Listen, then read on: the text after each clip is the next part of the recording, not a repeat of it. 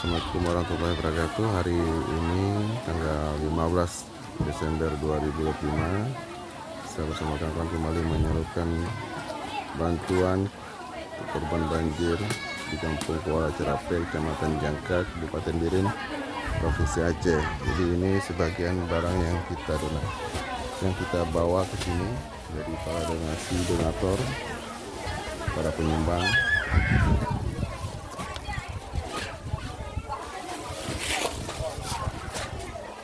Ada beras, minyak makan, pokoknya ini anak-anak di dapur umum.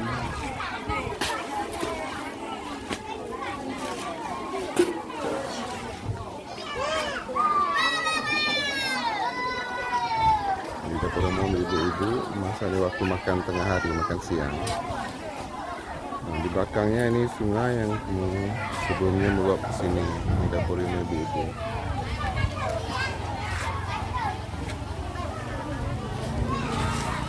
Terima kasih. Assalamualaikum.